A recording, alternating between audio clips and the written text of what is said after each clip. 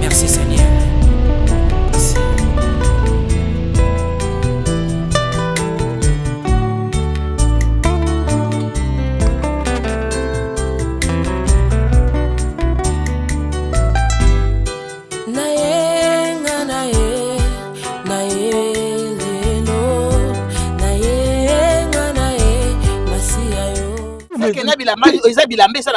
Siko nalobi pona nini boza na posa ya bonheur na ngati nga naza na posa na bonheur na ngai mais obiri mbangu loko museleke ta luka siko mama posa na bino ezani nalobi boy na moni lobi na butu tango yo na God nini ezaki na kati ya God to yebite nazo ka ne bo distra mo sino na butu aolinga atala God do sina kati ti ozobo ya nga nazo yo bon na kati sa kwa na bilamba mtezalaki bilamba na ba chaussures nyoso na téléphone mama uzokutisa liboko na posa mwana mobali mama oza mwana nga muza mwana yo mela koli déjà ce n'est pas bien oza mwana c'est pas bien oh d'accord tu penses que ma préservatif mais rosa nanga mabete mais rosa pe na préservatif loko linto sola okoti bo on me tese pas bonne oza bo esoko na pota le ko tongola yo Joël otongola nani yo so mos nanga mamozo bona misna ma ngolo ba ngwa oya yeso bazaki te ko tongola yo te otongola ngane nini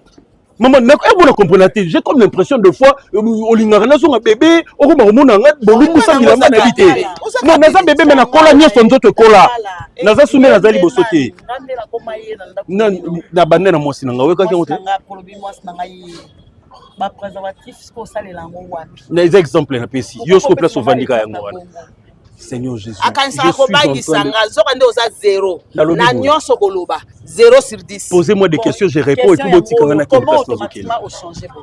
Et ça simple quoi bilamba oyo na sombi to muntu tingani apesi ngai basombelinga basombeli yo ami ami ya mwasi ami ya mobali osala mbongo te toyebani nde asomisa yo so mbebe wana esa bilamba ami yango azala wapi oh téléphone ba téléphone bina mikolo yo ti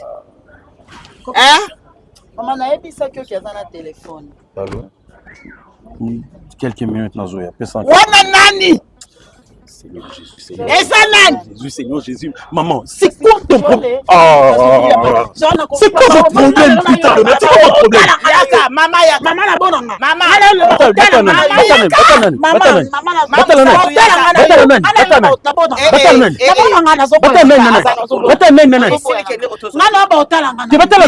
oyo loba osombi loba bakabeli yo soki ozala nzela mosusu ozela bilamba ngai mama no nayebi yango te nazawa ndenge na vandi awa nalukaka oyo nga nazozwa yango naliaka mama nayeba kasi oyo yango naliaka bisika mama tikaya mama tikaya te boma yo nasa nini yo tikaya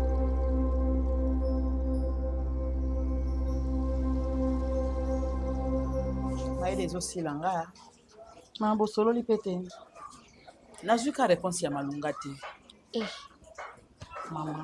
mama yo oza mwana mongala ti mama ngai Joël nakendaka na ye bongo nakendaka na ye likolo mpo alingaka komilakisaki akomi deja mobali mais yo lokola aza mobali na yo mama na ngai mama nga na zemi yango nazoloba na yo ti sito kutune oza na zemi mama etala ngeza bien mama oyebi kolempa mobali te mama na supporter makambo ebele oh même mama na nga mona koka koyebisa te changement makasi boye pas dangala kaka boye mama yango nga nazoyebisa yo soki nayokaki neti boza koloba te il faut yebisanga mpo nayeba il faut ngai moto nakoki koloba na ye bongo yo loba ne na ndenge ya douceur mama na ngai kota ye toyeba secret ngai nakota ye mama répondre nga nini yo kese na mwasi oyo akota Samson moto abimika abo azongi mbala moko alati kitoko telefone bien aye na saki toluka toyeba ta nini eza na saki ya mama mokili kuma makambo ebele yaya nakoboya alobi bakanga Joël mama naza na zemi yango nga na lobi boye ngai nazomeka esimbi te tomoni ka mutu akeye akoti na saki mama moko lobi nango na ntongo alati kitoko asimba telefone ngai mama na tuni esimbi te yo oyebaka ntango batunaka mobali eloko te yo tuna ye nga na omituna peut-être akutani na le Canadien tant mosusu mpo moto akoki ochange vie ya dangala na bapasi nyonso kasi papa Dodi te Dodi Bokuma okoki ochange vie ya Joël na pete soki bakotalaki na ye kasi ye alinga benga yo ti akotali na mandataire peut-être mpo ye aza motu oyo akoki osa le seul motu eza kaka Dodi Bokuma mpo papa Dodi achange vie ya dangala il faut ayebisa quand même ngai kasi yango nalobisaka eza ye te mama alingaka benga yo nandimi te ke eza mama omoni lelo napesi yo devoir nayeba soki oza mwasi mpo bato nyonso balobaka na mwasi nzoka nde bato nyonso baka basi te mwasi ya solo abimisaka eloko eza na kati ya mobali abomba bambula ndenge samso abimisango mwasi nde aloba na ye ozoyoka zala sikoyo mwasi wana mwasi oyo lokola ba Esther achangea mibeko ya roi alobi baboma bana Israël Esther akoti kuna alobi na roi achange bisika efaki baboma bana Israël babomi mutu abimisaki makambo wana kitoko na bana Israël babomi te mwasi mutu achangeaka yaya mwasi mutu abimisaka eloko mobala bomba na kati soki oza mwasi ya solo napesi yo devoir lelo vandela ye akobeta yo mpo soki ye amati yo mpe omati mwasi ali moko soki mobali amati mwasi azalaka na se wana yo oza wana nde bisika ozozwa siko esprit na ye bien mpo otuna ye basi oyo bachange bahistoire yo baleki yo nani bilamba kitoko mbala moko asali miracle nini mama tolandela na likambo bien eza normal te ngai nazolandela me moto akolandela yango lisusu makasi eza yo mpo yo nde olalaka nde mbetu moko yaya na nga yo tuna ye ntango bazobaki mwasi na mobali baza eloko moko yo so mona balobi ke mama na mwana baka eloko moko ezaka mwasi na mobali nde bazaka eloko moko changement oyo kowuta na boye kokoma mbala moko na boye yango wana nga mpe nazokama otuna ye alingi te joela koma lofundo nga nazokomprendre te eza nini nayebi te bamibali mosusu bazalaka na maîtrise te pourtant mpe bozala no bolingana neti azalaka boye te nayebi soki koyeba basi nde esali ye boye nayebi te mpo lofundo ekomi na joel nga nazokomprendre te moye te joel azalaka boye te mwana nga seki mwana malamu kosesanga baje bani nde mbele awa asi ayebisi biso kala mama nga naobanga napesaka o conseil yo oza likolo mwasi ya likolo alandaka makambo nyonso tutu te mpo oza nano na minute oyo mayele na yo nyonso evanda esika mwana azali mpo ntango okende kuna na mbeto ya hôpital na maternité okena Joël te ezala yo moko vie mpe ezalaka danger eza ya yo eza ya Joël te oyo mama alobaka te nazoyebisa yo awa merci.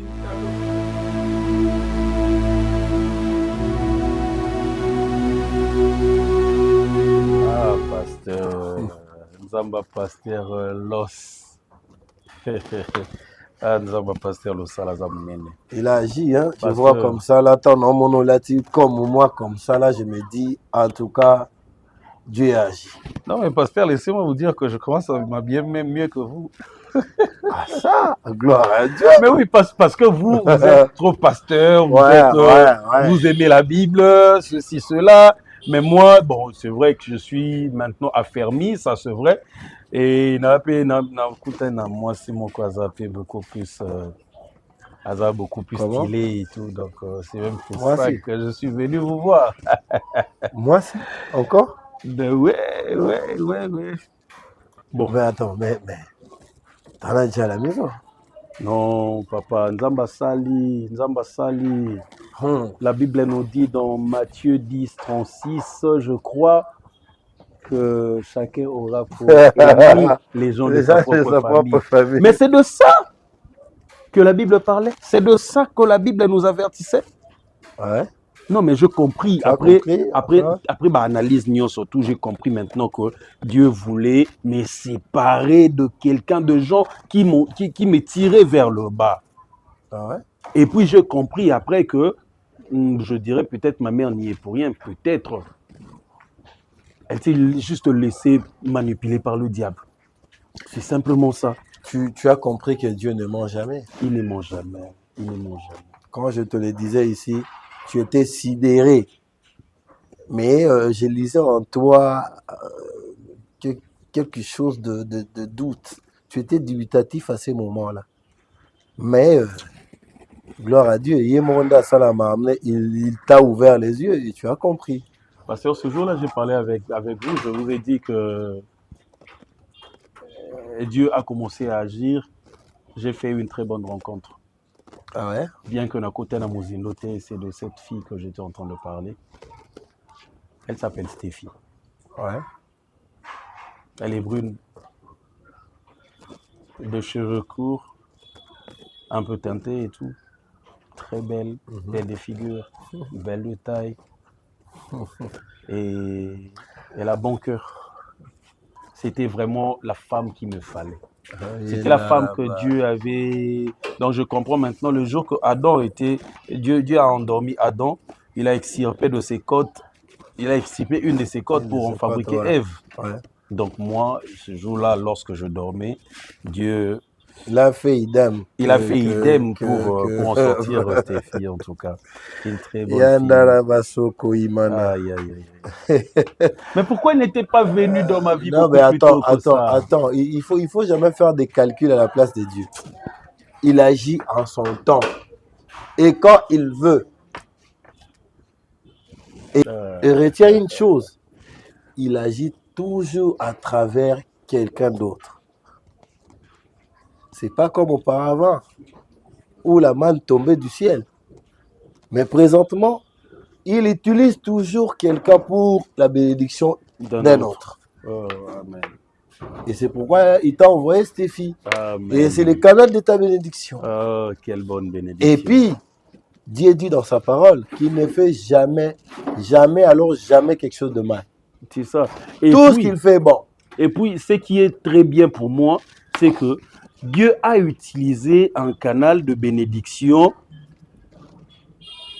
sur base de quelqu'un qui est attirant. Parce que nous avons utilisé pour moi, à bénir. Ouais. Mais nous avons utilisé moi, c'est ouais. Donc, c'est-à-dire Dieu m'a béni doublement. Je dirais même différemment, je pense. Par rapport à certaines choses dont je ne peux pas parler. Non, mais Dieu bénit brutalement s'il le veut. Ouais. C'est ce qu'il a fait dans ta vie maintenant. Et personne ne peut les condamner. Personne ne peut dire que comment il a déjà une femme à la maison et son canal de bénédiction, c'est encore une autre femme. Non. Ah, mais la Bible nous dit que ce qui est péché est péché. Je crois dans la Bible. Est-ce que tu sais que Dieu a permis aux enfants de Noé de s'accoupler? Tu sais ça? Ben oui. Après le déluge, il leur a demandé d'aller se multiplier. Il y avait qui dans le bateau? Les enfants de Noé. Oui, certains avaient des femmes, mais les autres, moi, si mon bal, ils se sont accouplés. Donc, pasteur, si je comprends bien, et comme Dieu est pour les blancs et les noirs, c'est que moi aussi, je peux mettre au monde des enfants, un garçon et une fille, et puis les deux s'accouplent. C'est pas péché. Non, ça c'était la volonté de Dieu. Ne le fais pas par ta volonté. Ok? Ça, c'est Dieu qui leur avait demandé de le faire. Okay. Et quand Dieu demande de faire quelque chose, il n'est pas condamnable. C'est comme dans notre constitution, non? Les actes du président de la République ne sont pas jugés par qui que ce soit. Donc Dieu ne fait rien de mauvais. Merci, pasteur. Mais j'aimerais voir une fois la sœur Stéphie. Non, il n'y a pas de problème. Il n'y a pas de problème. Parce que tu es en train de la louer, de l'adorer, de la magnifier. Oh. Pasteur, je veux vous présenter la sœur Stéphie et après cette présentation, vous comprendrez que Dieu n'avait pas créé de femme auparavant. La première femme que Dieu a créée, c'est Stéphie. Ah ça, C'est trop fort. Elle m'appelle toujours chouchou. Elle dit oh chouchou. Ah non, c'est pour dire qu'elle est trop tendre. Non mais Elle est trop oh douce. la tendresse, la douceur, c'est elle. Un jour Tota Mbone bon appétit Bakou, elle a failli pleurer. Oh chouchou t'aime, je suis désolé mon chouchou. Ah, Je dis non mais c'est quoi cette tu en femme? fais des trop, toi aussi. Non mais je pense, je parie fort que Dieu a créé cette fille de ses propres mains. Ah ouais. De ses propres mains, il a pris les tons, il a fabriqué. Tout à fait d'accord avec toi. Oh non, mais elle est superbe cette femme.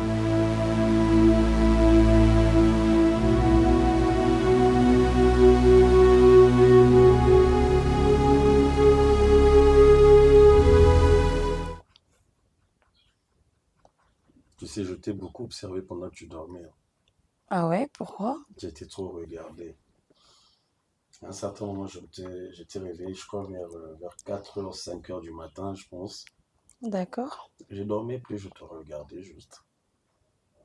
Je regardais comment tu dormais, tu es un peu ronflé.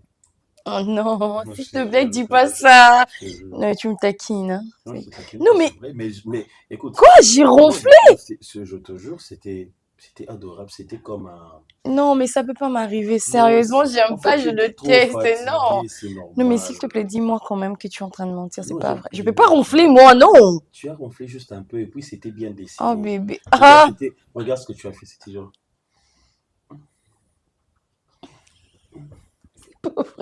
Donc, non, mais t'as menti. tu ronflais avec beauté, je te Non, jure. t'as menti, c'est pas vrai. Non, je t'ai pas menti. C'est pas vrai, t'as Je t'ai pas menti. menti. Et moi, je ronflais, non. Tu as un peu ronflé. Je te crois pas. Mais J'y bon, crois le pas. plus important, c'était quand C'était je comment? Dis-moi, regardais. t'avais pas peur? Parce que généralement, quand les gens ronflent comme ça, après, on a peur, hein. Non, on a perçu quand c'est bizarre, quand c'est genre... mais ce que toi, tu étais en train de faire, c'est pas ça, quoi. C'est pas Non, ça. genre, tu veux dire que c'était sexy. C'était sexy. Oh, C'était beau, c'était c'est pas mignon, vrai, je t'as te jure. menti. T'as Eh, menti. mais sinon, je t'ai regardé pendant 2 heures. Je regardais combien tu es belle. Oh, Je me suis dit, comment on tu peut faire trouves? pleurer? Ben oui, tu es trop belle. Je me suis dit, comment on peut faire pleurer une très belle femme comme ça? Qui peut oser faire pleurer une très belle femme comme ça? Mais je te rassure que je finirai par le connaître et je le resserrai. C'est pas important. Je vais le taper. C'est pas Et important. je parie que c'est un homme. Non, Eh, non, non, non. C'est pas un homme. Non. Ouais, c'est une femme, alors tu es lesbienne. N- Oh, comment ça, si c'est une femme, je suis lesbienne? Ah, bon, alors c'est ton père, c'est ta mère, Et si c'était ma sœur? c'est ta sœur. Ouais. Mais ta sœur ne peut jamais te faire pleurer comme ça. Pourquoi pas? Vanilla balabala. Allez, je veux Mais- pas. mais- Je Écoute, refuse. tu es trop belle même quand tu pleures. Nabouri. À un Je veux certain moment, pas. je te regardais, je dis, oh, cette fille, je vais la faire pleurer expressement pour qu'elle me dégage encore cette beauté une fois de plus. S'il te plaît, Non. pleure, s'il te plaît, Allez. pleure, s'il te plaît, Non, tu blagues, Merci. Joe. pleure, s'il te Toi, plaît, t'es con, tu sais. pleure, s'il te plaît. Je Toi, t'es t'adore, malade. je Ah, moi, t'aime. je t'aime. Moi, je t'aime beaucoup. Je t'aime comme ça. Ah, toi, tu m'aimes comme Moi, ça. je t'aime comme ça. Alors, je vais te montrer combien je t'aime. Tu... Moi, je t'aime. Regarde, moi, je t'aime comme ça. Attends. Touche ce rideau ici. Touche ça. Là, Et puis, jusqu'où? d'ici jusque... Ne pense pas qu'aussi jusqu'ici. C'est pas jusqu'ici. Quand tu sors, Non, tu vois le couloir. non, bébé, Tu vois le couloir. t'abuses. Non. Tu vois le couloir. Oui, Le couloir de cet hôtel. oui, Tu avances. oui, Tu sors du couloir. oui. Tu avances. Tu prends la droite et puis la gauche. Non, t'es pas Tu vrai. sors de l'auberge. Je prends Tu prends le droite et taxi. gauche en même temps. Tu prends le taxi. Je prends encore Quand le tu prends taxi. droite, Non, c'est bon. Tu prends gauche, tu prends le taxi. C'est bon. Et tu arrives quelque part, il y a de l'eau, tu prends le bateau. Tu avances, tu Genre, avances, je tu rentre avances, à tu avances, Kin. tu avances, tu Je avances, tu quitte avances. Brazzaville, je rentre à Kin. Il n'y a pas de problème. Non, c'est pas Kinshasa. C'est une autre mer. Oh, mon Tu Dieu, prends le c'est bateau et puis après un certain moment, tu vas t'arrêter là. Tu vas prendre le chameau parce que c'est un désert. Tu prends le chameau, tu vas. Et après, tu vas voir une piste d'hélicoptère. Tu montes, tu t'envoles. Après un certain c'est moment. bon. C'est bon, d'accord. C'est comme ça que, Tu as gagné. C'est ça que tu voulais, n'est-ce pas? comme ça que je t'aime. Tu as gagné. Non, mais moi, je t'aime encore plus. Je t'aime. Moi, je t'aime encore plus, tu sais. Je t'aime beaucoup.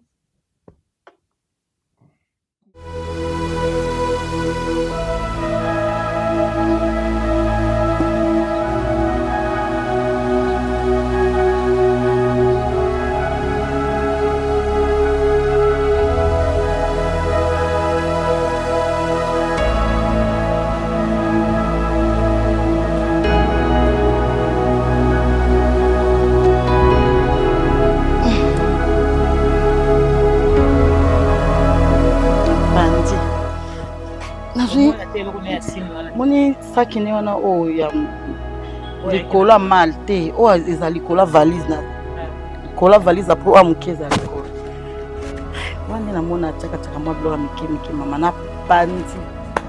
na pandi ta mosu nakomona ta mwa papier moko mwa ta nini nameka obenga eloko nango nzoto asini wana eza te mama mama motema yango eza bien te motema yango eza bien te mama kobota mwana kobota motema te na ngai esaka bato balobaka bongo bakosaka motema yango eza bien te mama eloko nini mpenza oyo esala mpenza obima boye otiki mama na ayebi place okete mokili koba makambo ebele bandeko makambo eza ebele na kisasa oyo ata soki okoya te ifaki atalaka biso mpo jour oyo kuna ntango abandika makambo ntango aye na bilamba ti jour aye na bilamba asika ndenge akendaki kasi kanda wana nde totunaki ye wana libanda wana yo mpe otunelaka mabe mama yango nazoyebisa yo lelo soki joel aza te yo oki kosala fi busu nga nakozala so na mwana te mama nakozala na mwana te navandaka no mikolo so nateyaka yo ntango nazoteya kokasi teke nalinga nde joel makasi natiki yo te yo mpe nalingaka yo me nazoteya yo mpo na tozwa solution yango oyo nayebi songa bikoki mpe ye te yo oza likolo ndenge par exemple mobali ndenge ake bongo atango aye na babilamba nde ndenge akendaka wana asali 2 jours ntango ayaki joel vanda obandi nanu te mama nalobaka likambo otongo midi poko okoki kozala oza mwasi ozokorige mobali na yo problème eza te mais soki ifo kotala okorige na ndenge nini yo okorijaka ye me okorijaka ye avec autorité mobali akolinga bongo te papa nasali yo nini mpo okimanga nini ya mabe oyo nazosala ozomona ezosimba te estce oza na reproche okoki kosala nga soki alobi eza te alobi papa naonyokwama nazoyoka motema pasi mpo na mutu oyo ozosala nga oyo soki basali yango yo mpe osepela te estce eza na mabe moko okoki koreproche nga soki alobi eza te osoki mabe eza te okendaki 2 jours ozongi te mpo na nini ozwi nano liboko na ye boye osimbisi na libumu na yo kaka mwana na yo mama ntango wana nyonso oloba wana estce kozale pas joel mama koloba eza problème te yo ozalaki wapi mama akoki mpo kokima makelele soki nalobi bongo mwana mama okotelaka ye nakotelaka ye te toluka nde solution toluka nde kimia mama tina zwa tanda nyonso joel atikelanga litoi mpenza yoka omoni nde ake bongo asalaki 2 jours wana andimi kotika yo alors ntango aye komilakisaki pomba te kita bosula mpo bozwa solution mpo soki bandi soki kotondi bandi kotonda ndenge ya likolo ye wana akei une semaine mais yoyo nazomona yo solo joel asate ozonge epa pene okobandela vie mosusu sikoyo nga na kozwa mwana wapi nga na kozwa mwana wapi conseil oyo napesaka yo yango na mpe tosolaka mikolo nyonso na mamirai matumbu mwasi ya papa nani pongo nasolaka nekani na oswana oboye mama seke ma mirai soki oswana papa pongo ayokaki bien seke harmonie eza na bolingo na bango façon ya koloba nde nazoyebisa yo oyo libala bolingo ezanga harmonie bolingo ezanga dialogue mama joel atikelanga mpe ata na banda koloba nde mpenza inde 3 tina koma na 5 oza sire mama oyebi mpe comportement mwana epuis nde mobali mpe ayaki bongo sango aye nasinelaki yo wana te ndenge oza mpe mobali asaki etia yo oza ndenge ovandi boye osi olambi pupupu bamongo oke pembeni na ye me yo obandi koswana oza mpe na motoki ya solo ya mafuta ya mbila na nzoto ndenge obandi oya soki osala matembele Ozwi-moi parfum na pesa ki o masele parfum a pesa ki o tie moi tu. O pousse ne paye pas moi mutu moko na moi odel moko ya kitoko. Yo zo pousse mutu so sa mutu na solo la cuisine, solo la biloko na nzoto. Ah. C'est quoi na komona ile wapi? Na komona ile wapi na minute ngana komona ile wapi? Yo eza mobali yo ki ko sa mobali mususu mwana. Ngana ko sa mwana Aisha Joel wapi? Na ko sepi na mobali nini? Ata mobali azali na kobota. Ah.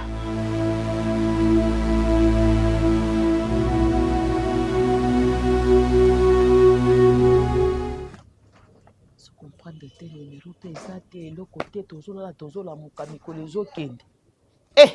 Nzamba lola, musantu. Yesu.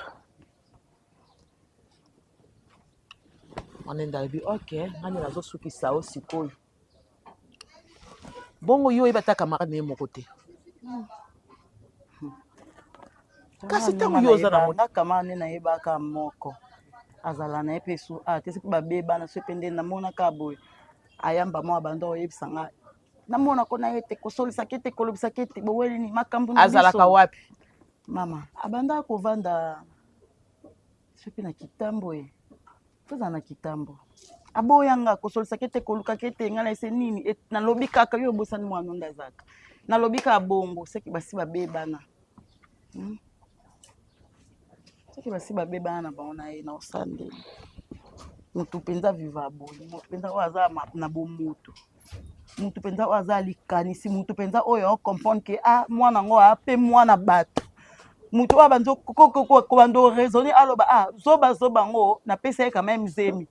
Nde na bimi boy situation na nga ba oyeba te position na nga ba oyeba te mwana bato ta muso azape bien te etali na ngoyete siko vi na nga ezaka na lamuki na lele na lamuki na kanisi na mwana ona mema na libumu avant na libumu na position bien avant na libumu mais nazo pekisa kolela ti sikoyo ozolela nozolela bolingo to ozolela nini kasi nga na o comprendre te ozolela po jola zo mona na te to ozolela bolingo na yebisaka o mikolo songa bi oza likolo oza na zemi moi sa zemi alela pamba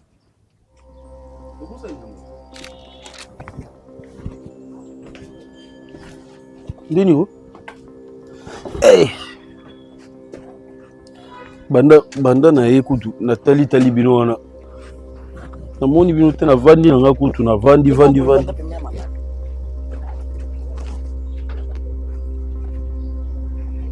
Après Simbo tourne du matin. Tu sais pas dire bonjour? Maman, on a une politesse dans le village. Ben politesse dans le village. Ça fait beaucoup de jours on s'est pas vu. Naïe na Simbo ti a on di matin. Or le bananga leka bufanda pemena mama abi. Est-ce que yo penda musanto obi mama abi? Tant le bibongo res ata yo pas respecter autant. Manu oyende sko yo lukalikam.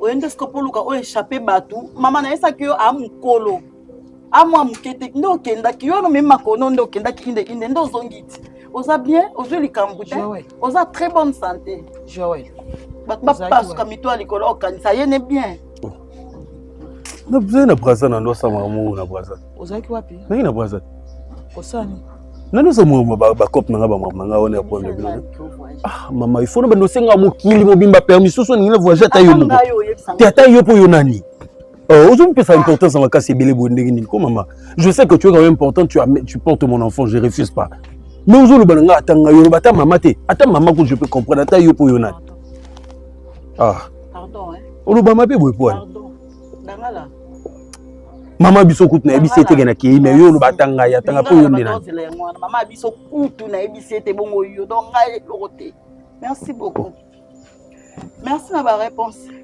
maman na kende boaza est-ce que je veux que moi nous azana zemi si comment na oyeba te papa na ngai mwana bato oyo olukaye oyeba ki il faut opesa ezemi onyokola ye ou bien ndenge azwi zemi nde esepelisa yo te ou bien po ntango azalaka na zemi te abandeko ya bozalaka bien po nga na ndima mwana oyo ayana abanda koya na ndako kotala makambo so c'est parce que namonaki bolingo eza kati na yo ngabi azwa mwa moninga na ye ya mwasi oyo bavanda lobi lokola soki nzambe apamboli bango bavanda esika moko mais ochange mbala moko boye ndenge nini yaya mokili ekóma na makambo ebele otiki Kinshasa oke Brazzaville est-ce que tolongola nano ke kokontrole yo tolongola ke okoli tolongola biloko nyonso wana ndenge yo moko si omizwela wana problème te mais siko mitema na biso ozonyokola mitema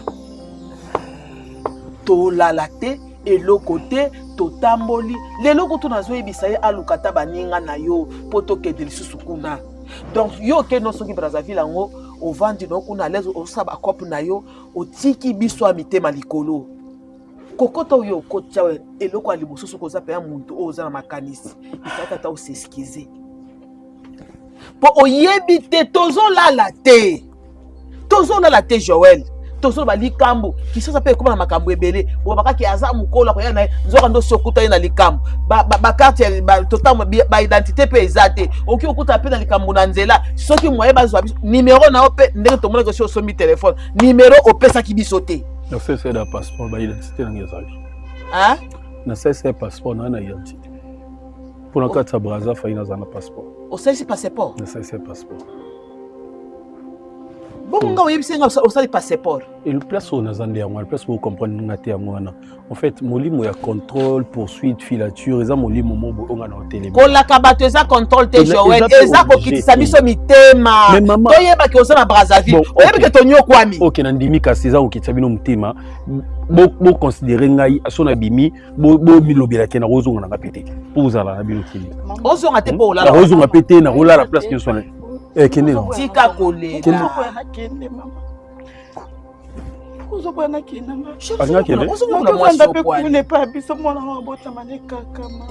non mais c'est pas grave si tu peux soki okiti nyonso Joël osala onga na omona soki okiti décision nyonso okozwa nga na kozala nsima non mais moi je pense que eza ida bien mais sikoyo loko oza na likolo boye zala na ngai mpo soki ozomona Joël te okomona nga mama ya Joël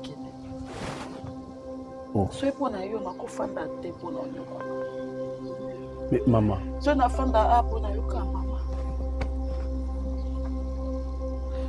tala mama omoni mosantu nga na yebi mosantu bien yo mpe mai ya yango litoni na misuka mpona aokosa azolebimi c'est-à-dire moi mwasi oso azalaki actrice alingi aza mama na actrice nde aza boye mama na actrice donc osala nyonso to azosala oyo oyo oyo kele motema mpasi makasi omona nga siko nga nabima siko neti mwa ndoki moko ozonyokola mwa mwasi opwani mwasi malamu boye onyokola epwani mama azosimisa ndenge aza semaine oye na ndako te olobi azosemisa mais mama nasali 2 semaines na ye na ndako te nazoluka mbongo te nazoluka mbongo te siko mabe eza wapi bon nalaki te mosantu limisaka nde nalaki te prochainement naolaka c'est bon nayebisi alimbisa yo kolata bi yango échange ombala moko epwani na se déplacer non na kiosala Joël osa musani osa musani na bazali okenda ni mission de service koluka mbongo ne otekaka te koluka mbongo nde na badomaine koluka mbongo na badomaine ebele nanga na oluka mbongo koluka mbongo esa badomaine koyiba te nayiba te na bongo ape te déjà ya mama abe te nayambi bino na kombo na Yesu. Amen papa. Je pense que botamboli bien. Ouais, tout tamboli bien, à part la difficulté, la tracasserie, la banzela, ça va. Non, mais ces derniers temps, il n'y en a plus. Moi, je roule, mais non, bien au contraire, comme souvent Makassi.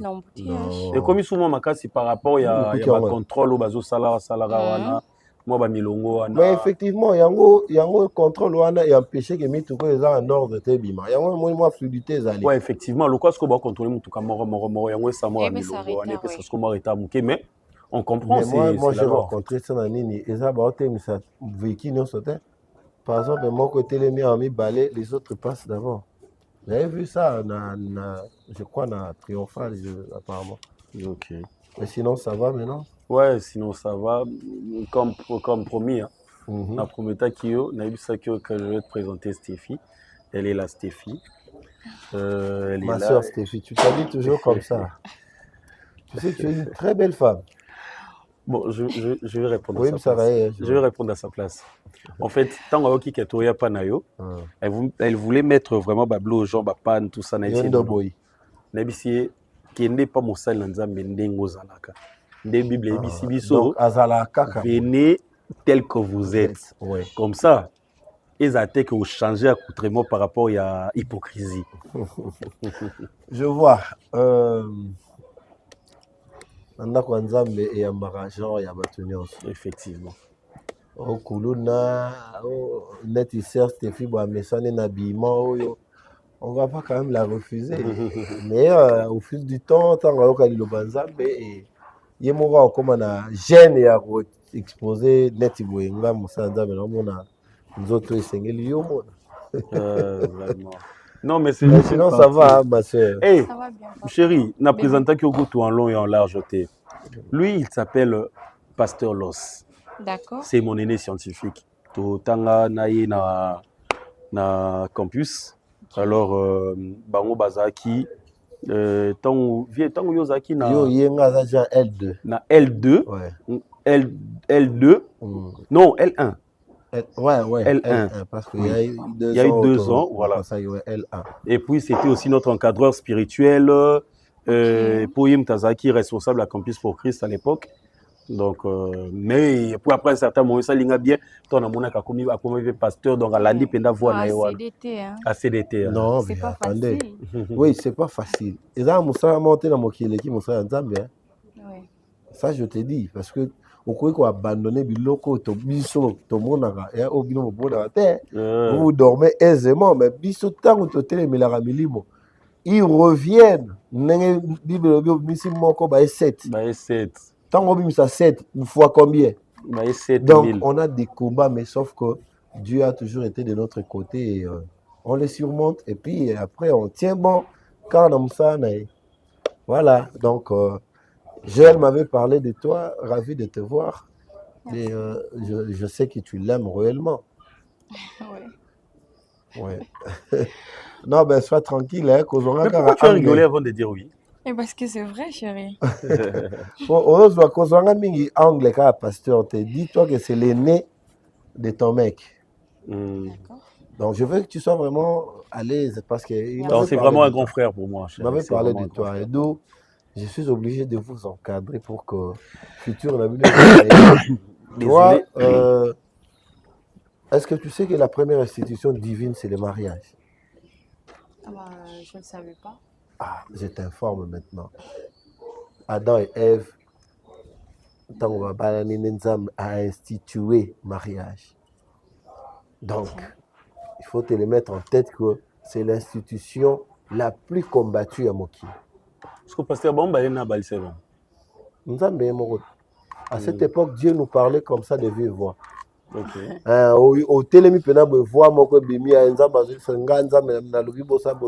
D'ailleurs, avant même que Nzambe a institué mariage, quand Adam s'est réveillé après la création, il y a Ève, qu'est-ce qu'il avait dit de lui-même?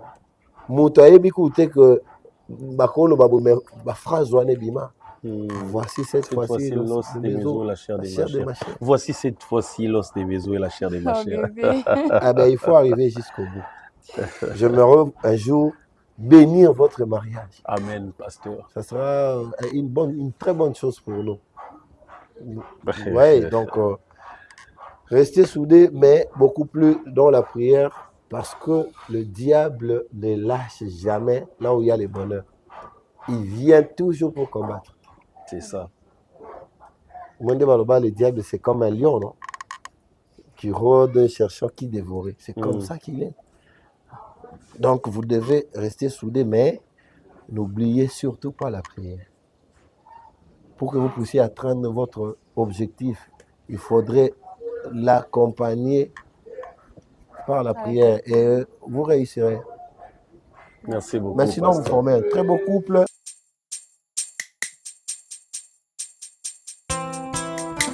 Oh papa, la parole déclare, venez à moi, tout ce qui est fatigué, chargé, et je vous donnerai du repos. C'est toi qui es le vrai repos. Nangona ye painayo, wete konganga, kolongola bazemi bakisi sana litomba te. Merci Seigneur.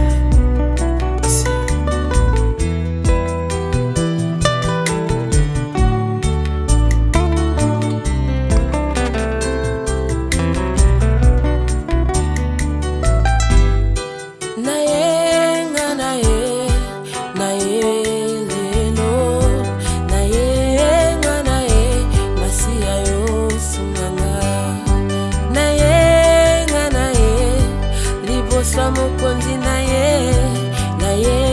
nga na ye masiya yo sunganga na ye lelo liboso na yo na ye Yesu sunganga yaya nanga nakomi na suka liboso na yo na ye Yesu na bapasi pe minyoko nakolela pe kozanga Yawe na bajene na bapriere nakotuka pe kofinga yangonga na ye lelo na ye koluka yo Yesu memanga likolo nakomi na suka na ye liboso na yo Yesu ataba ngomba eleki makasi moko tayaka epai na Yesu atika kolenga yaki kobanga te tya eliki ya ekosimba ata bazoseka yo. Alleluya. olobi nabanga te o nayepa na yo mosungi nanga Yawe olobi nabanga te o ata nakomi na suka Yawe mosungi nanga namona te